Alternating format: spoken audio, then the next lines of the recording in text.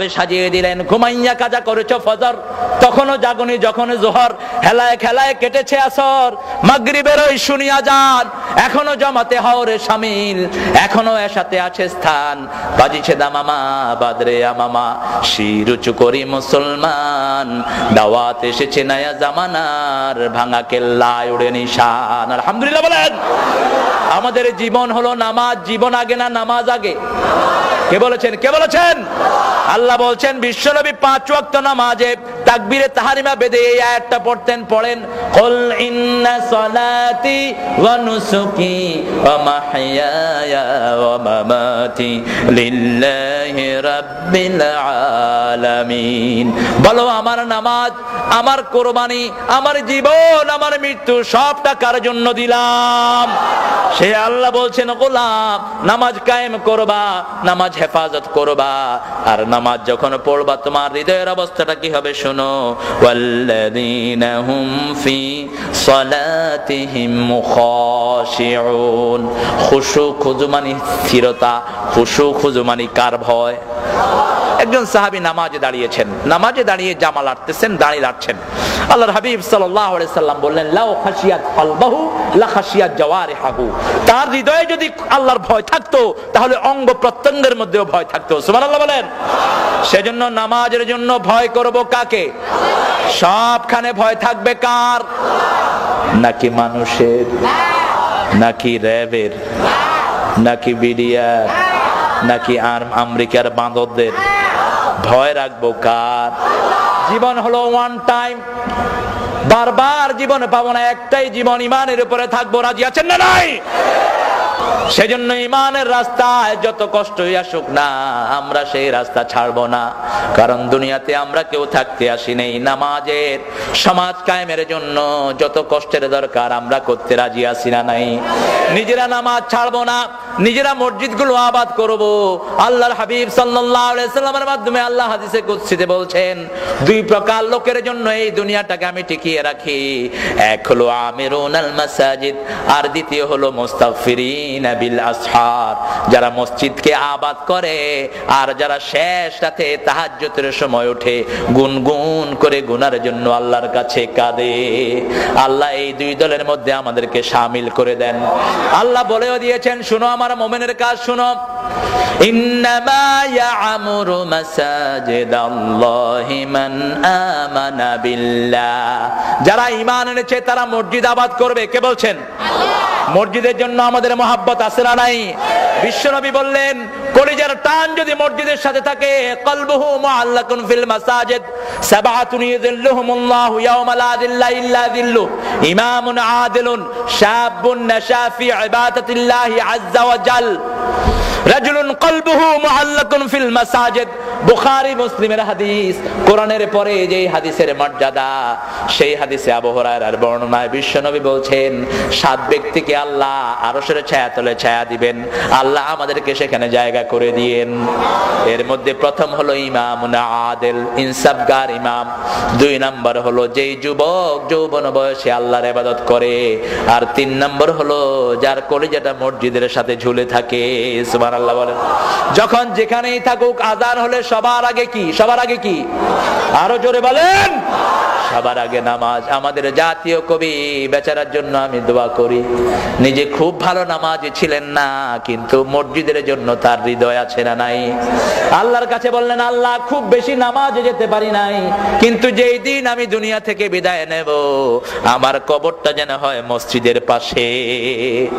মসজিদের পাশে আমার কবর দিও ভাই, যেন গোরে হতেও মুয়াজ্জিনের আযান শুনতে পাই। আমার গোরের পাশে দিয়ে ভাই নামাজিরা যাবে, পবিত্র সেই পায়ের ধ্বনি এ বান্দা শুনতে পাবে। গোর আযাব থেকে গুনাহগার পাইবে রেহাই, মসজিদের পাশে আমার কবর দিও ভাই। মসজিদ কেন্দ্রিক কোন কবর হতে পারবে না। সব ইসলামের ইমামরা একযোগে বলেছেন কবর কেন্দ্রিক কোন মসজিদ হতে পারবে না। বিশাল এক সুফির কবর, সেই কবর পুরোটা জুড়ে আছে তার মাজার, চিকন একটা লাইন করে আপনি মসজিদ বানাইছেন, যেটা কিউটের মালিক করেছে এই মূর্খটা। এই জাতীয় মসজিদ ভেঙে মাটির সাথে মিশিয়ে দেন। কবর কেন্দ্রিক কোন মসজিদ হতে পারবে না। হ্যাঁ, মসজিদ আছে, তার পাশে কবর হলো কোনো আপত্তি। যেমন মসজিদে নববীর পাশে বিশ্ব নবীর কবর আছে না নাই? বাইতুল মুকাদ্দাসের পাশে অনেক নবীর কবর আছে না নাই? সেটাতে কোনো দোষ নাই, কিন্তু কবর আগে না মসজিদ? কোনটা আগে? মসজিদ আগে। এটা যেন খেয়াল থাকে। আপনার শেখ একজন মারা গেছে, নামাজ নাই, রোজা নাই, সারা শরীর থেকে দুর্গন্ধ, কুত্তা পচা গন্ধ করে সারা শরীর থেকে। বিশাল আল্লাহর ওলি ছিলেন তিনি, ওলিয়া আলকা।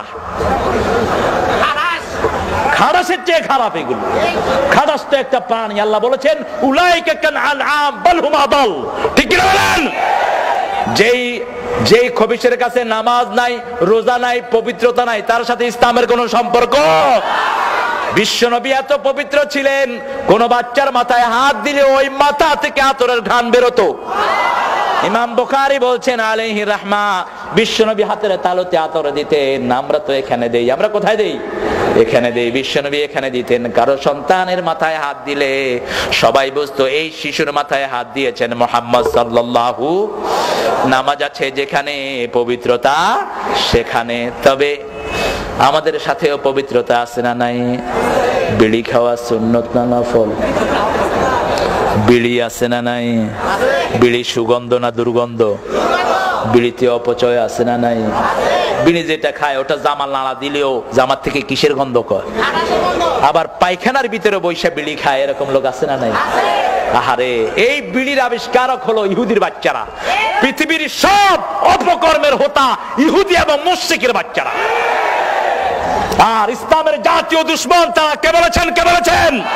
লাতাজিদান্না আশাদ্দান নাসি আদাওয়াতান লিল্লাযিনা আমানুল ইয়াহুদ ওয়াল্লাযিনা আশরাকু। আল্লাহ বলেছেন ইসলামের জঘন্য দুশমন, মুমিনদের জঘন্য দুশমন হলো ইহুদির বাচ্চা এবং মুশরিকের বাচ্চারা। এদের সাথে আমাদের কোনো সম্পর্ক? সেজন্য প্রত্যেক নামাজে আল্লাহ খবর নেন শিরকের সাথে কোনো সম্পর্ক আছে কিনা।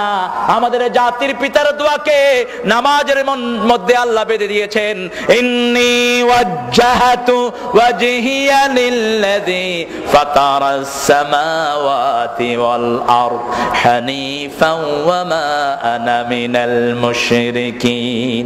আমি আমার আল্লাহর দিকে মুখ ফিরিয়ে দিলাম, যেই আল্লাহ আকাশও বানিয়েছেন, জমিনও বানিয়েছেন। সুবহানাল্লাহ বলেন। আকাশের কোনো কিছুর দিকে আমি মুখ ফিরাবো না। সূর্য আমার দেবতা নয়, চন্দ্র আমার দেবতা নয়, গাছ আমার দেবতা নয়, তুলসী গাছ আমার পূজনীয় নয়, সাপ আমার নয়। এই জমিনকে, গোটা জমিন যিনি বানিয়েছেন, গোটা আকাশ যিনি বানিয়েছেন, সেই আল্লাহর দিকে আমি মুখ ফিরিয়ে দিলাম। আর অন্য কাউকে দেব না। হানিফান ওয়া মা আনা মিনাল শিরকের সাথে আমার কোনো সম্পর্ক। আবার এই যে হজে যাচ্ছে এখন মানুষ, সেই হজে যাওয়ার সময় এই স্লোগানটা আল্লাহ নিয়েছেন কি নেন নাই? আল্লাহ বলেন, গোলাম এতদিন তো চুপচাপ ছিলি, ঘুমিয়েছিলি, এখন কি জন্য আমার কাছে হজ করতে আসলি? গোলাম জবাব দেয়, লাব্বাইক লা শারীকা লাকা লাব্বাইক। ও আল্লাহ, আমি আপনার কাছে হাজিরা দিতে এসেছি। এতদিন ভালো নামাজি ছিলাম না, কোরআনের দলে ছিলাম না, ইসলামের ভিতরে ছিলাম না, নাস্তিক মুরতাদদের পিছনে দৌড়ে দৌড়ে জীবন নষ্ট করেছি। আল্লাহ, আমি এখন বুঝেছি, এখন আমি আমার জীবনে সাদা মাটা কাফনের কাপড় গায়ে দিয়ে আমি হাজিরা দেওয়ার জন্য এসেছি। আগে যত কোটি লোক মুসলমান ছিল, এখন বাড়ছে না কমছে? প্রতিদিন বাড়ে না কমে? সেজন্য ঈমান আছে যেখানে, সফলতা সেখানে। নামাজ আছে যেখানে, সফলতা সেখানে। যার কাছে নামাজ নাই, তার সাথে নবীর কোনো সম্পর্ক, আল্লাহর কোনো সম্পর্ক। অনেক লোক আছে আমাদের সমাজে, কয় হুজুর নামাজ পড়ি না কিন্তু ঈমান খুব মজবুত। আছে না নাই? তো তোর বুকের হাড্ডির নাম কি ঈমান নাকি? তুই যদি ঘুষা দিয়া বুক ফাড়ায়ও ফালাস, তোর তো ঈমান থাকলো না। তোমাকে নামাজ পড়তে হবে। আমার নবী বলেছেন 5 ওয়াক্ত নামাজ যারা জামাতে পড়ে, ফাস্তাশহাদু বিল ঈমান, তাদেরকে মুমিনের সার্টিফিকেট দিয়ে দাও। আবার আল্লাহ বলেছেন বহু নামাজি আছে, তাদের নামাজগুলো আল্লাহর দরবারে পৌঁছে না। নামাজ পড়তে যায় কিন্তু তারা সেখানে অভিশাপ নিয়ে বাড়ি ফিরে আসে, আসে না নাই? ফাওয়াইলুল লিল, পড়েন, ফাওয়াইলুল লিল মুসাল্লিন আল্লাযীনা হুম আন সালাতিহিম সাহুন আল্লাযীনা হুম ইউরাউনা ওয়া ইয়ামনাউনাল মাউন। ওই মুসল্লিদের জন্য অভিশাপ কে বলছেন? আরো জোরে বলেন, কে বলছেন? যারা নামাজের ব্যাপারে উদাসীন, নামাজ পড়ে কি পড়ে জানে না, নামাজ পড়ে সমাজে সে আরেক বেনমাজি নেতার পিছনে চলে আসে না নাই? নামাজ পড়ে ঠিক কিন্তু সুদের আন্দোলন করে, আছে না নাই? নামাজ পড়ে ঠিক কিন্তু সুদী ব্যবসায়ী করে। আল্লাহ রাব্বুল আলামিন বলেছেন, তোমরা যদি মুমিন হতা কখনোই সুদী ব্যবসা করতে না, ঠিক না বে ঠিক? সেজন্য আমার আল্লাহ রাব্বুল আলামিন বলছেন, গোলাম যারা নামাজ পড়বে না এরা প্রথম জাহান্নামী হবে। কার কথা? কার কথা? يتساءلون عن المجرمين ما سلككم في سقر لم نك من المصلين ولم نك نطعم المسكين। কার কথা? মুজরিমদের ব্যাপারে প্রশ্ন এসেছে। আল্লাহ বলবেন, কোরআনের ভিতরে শিখিয়ে দিয়েছেন, জান্নাতীরা যখন বলবে, ও ভাইয়েরা তুই তো বড় ব্যবসায়ী ছিলি, তুই তো বড় নেতা ছিলি, আজকে জাহান্নামী হলি কেন? সাথে সাথে সে বলবে, এমন দল করেছি নেতাও বেনমাজি আমিও ছিলাম বেনমাজি। এমন দল করেছি যেই দলে নামাজের কোনো কর্মসূচি ছিল না, ঠিক না বে ঠিক? যেই দলে মিসকিনকে খাওয়ানোর কোনো সিস্টেম ছিল না। কারণ নামাজ আছে যেখানে খাওয়া দাওয়া, যেই মাসে নামাজ বেশি খাওয়া দাওয়া বেশি না কম? কোন মাস? আরো জোরে বলেন, খাওয়া বেশি না কম? আমি এক হুজুরকে নিয়ে না ইফতারি করছিলাম, ফট করে উঠছে। বললাম, হুজুর কি হয়েছে? কয় পাজামার রশি ছিঁড়ে গেছে। বললাম, ভাই আর খায়েন না? কয় হুজুর অর্ধেকও খাইনি। বললাম, খান খান খান। আরেক জায়গায় দেখি একজনে বাইগুনি খাচ্ছে আর চুলকাচ্ছে। বললাম, বেগুনি খেলে ভাই চুলকালি বাড়ে? কয় খাইতেও মজা চুলকাইতেও মজা। রমজানের কি মজা, সুবহানাল্লাহ বলেন। এই মজা দিয়েছেন কে? রমজানের মতো যদি সারা বছর নামাজ পড়তেন, সারা বছর আপনার ঘর আপনার বাড়িকে আল্লাহ বরকত দিয়ে ভরে দিতেন। মক্কা মদিনার বদনামি আমরা করি, অনেকেই করে, কিন্তু মক্কা মদিনার মতো ইসলাম কিয়ামত পর্যন্ত কোথাও আসবে না। মক্কা মদিনার লোকেরা সুযোগ পেলেই নামাজে দাঁড়ায়, সুবহানাল্লাহ বলেন। আমার নবী যখনই একটু কষ্ট অনুভব করতেন নামাজে দাঁড়িয়ে যেতেন আর বলতেন, আমার উম্মতেরা সল্লু কামা রাআইতুমুনি উসাল্লি, আমি যেইভাবে নামাজ পড়েছি আমার মতো নামাজ পড়ো। কেউ যদি বিশ্ব নবীর তরিকা অনুযায়ী নামাজ জীবনে কোন রোগ তাকে স্পর্শ করবে না, সুবহানাল্লাহ বলেন। নামাজের ভিতরে সব রোগের ঔষধ আছে না নাই? একটু ভালো করে নামাজ পড়ে দেখেন। 2 রাকাত নামাজ পড়েছেন আমার নবী, সারা রাত কাটিয়ে দিয়েছেন। মা আয়েশা বলছেন, আমি বিশ্ব নবীকে একসাথে আমরা দুজন শুলাম, একটু পরে দেখি বিশ্ব নবী আর বিছানায় নাই, তাকিয়ে দেখি তিনি কোথাও নাই। এরপরে দেখলাম তিনি ওযু করে এসে নামাজে দাঁড়িয়েছেন। আমি শুনতে লাগলাম বিশ্ব নবীর তেলাওয়াত, এত সুন্দর তেলাওয়াত আল্লাহর জমিনে আর কারো হবে না। আমার নবী যখন তেলাওয়াত করতেন কাফেররা এসে বাড়ির চারপাশে ঘিরে থাকতো। সেজন্য আমার নবী বলতেন, সুর করে যারা সুন্দর করে কোরআন পড়ে না এরা কখনো আমার উম্মত হতে পারবে না। কোরআনের মজাই হলো তেলাওয়াত। কোরআনের মজা কি? এই যে রমজান মাসে 70-80 লক্ষ লোকের জামাত হয় মদিনায় এবং মক্কায়, তেলাওয়াত শুরু হয়, হাজার হাজার লোক গুনগুন করে কাঁদতে থাকে। কোরআনের এমন মজা যে বুঝলো না তেলাওয়াতের মজা, তার কাছে নামাজও মজা লাগবে না, কারণ নামাজের পানি হলো তেলাওয়াত, সুবহানাল্লাহ বলেন। বিশ্বনবী তেলাওয়াত শুরু করলেন, করতে করতে সূরা বাকারা শেষ করলেন। মা আয়েশা ঘুমিয়ে পড়লেন, আবার জাগলেন, দেখলেন বিশ্বনবী বাকারার শেষ আয়াত পড়ছেন আর দরদর করে চোখ